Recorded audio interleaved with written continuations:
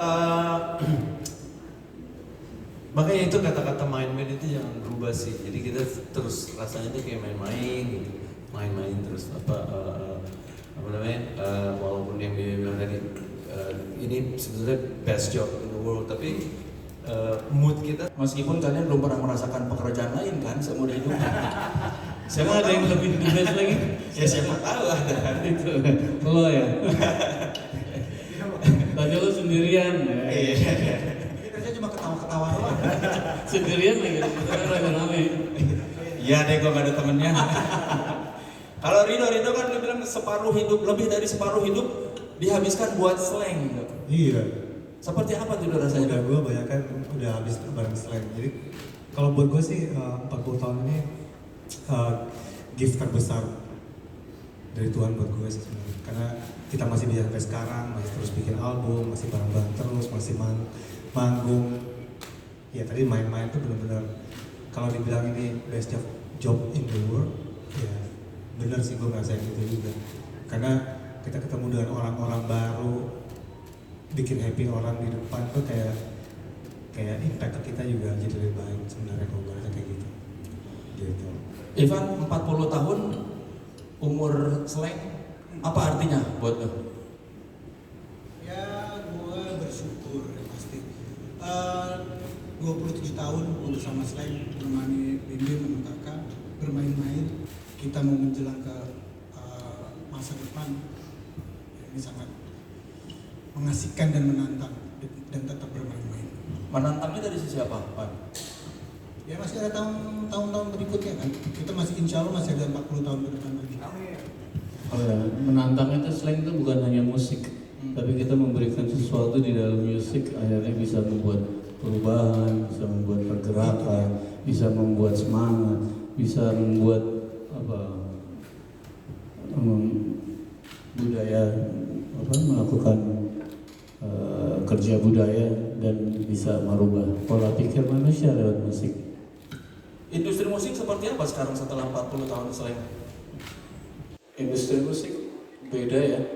Sekarang udah di dunia digital, jadi tapi lebih cepat dan lebih mudah untuk istilahnya berkomunikasi dengan penggemar atau menyebarkan informasi atau karya kita juga dengan cepat gitu.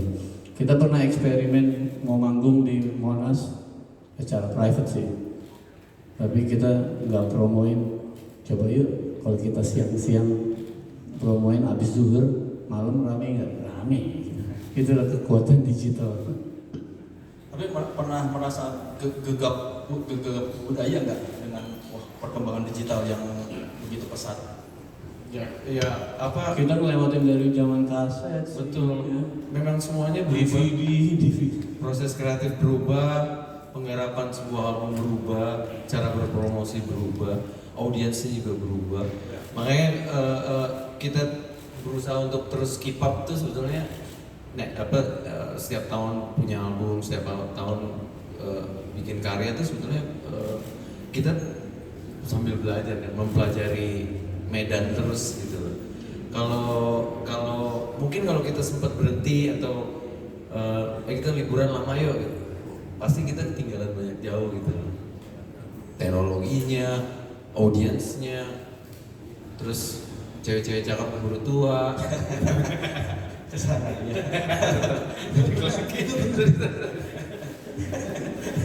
Kan masih ada yang muda.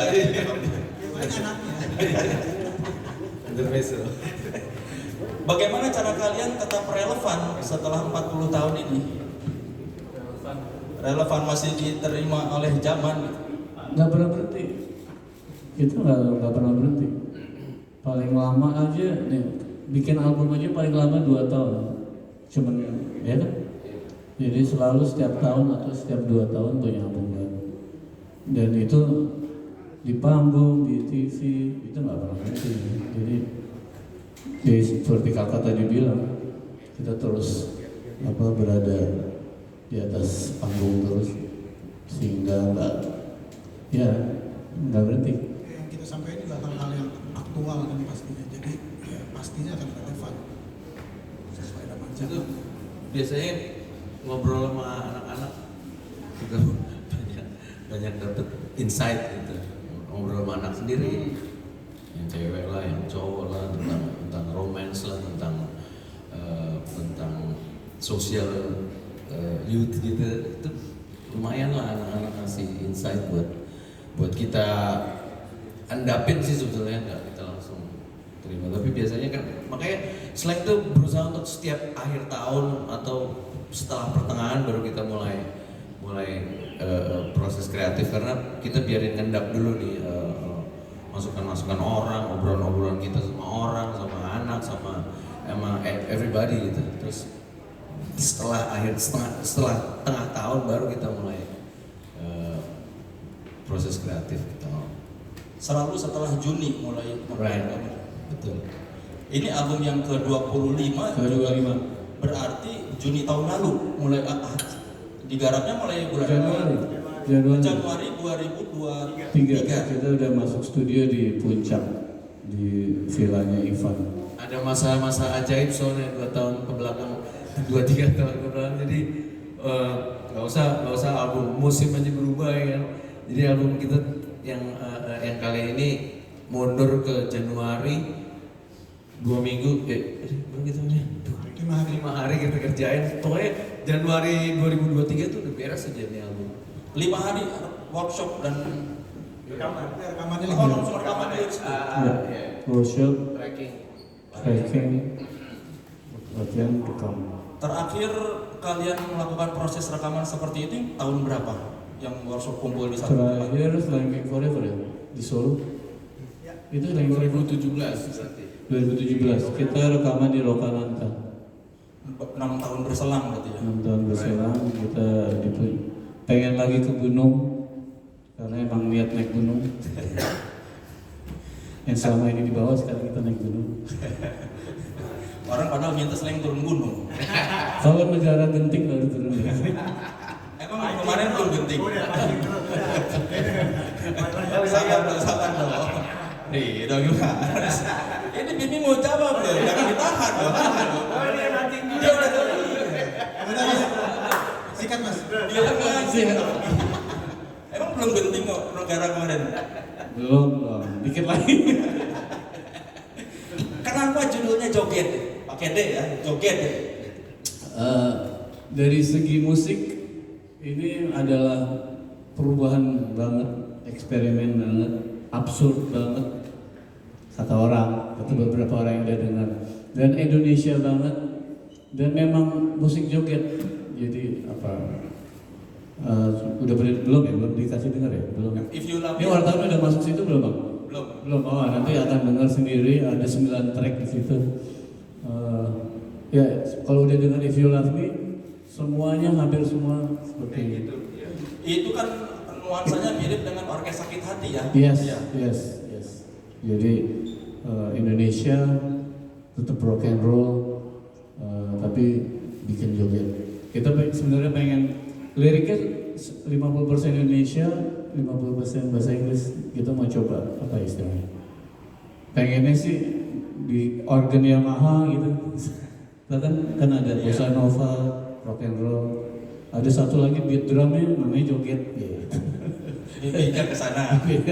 Buat jadi template itu organ. Nah, jadi ada tempo baru di keyboard internasional yang namanya joget.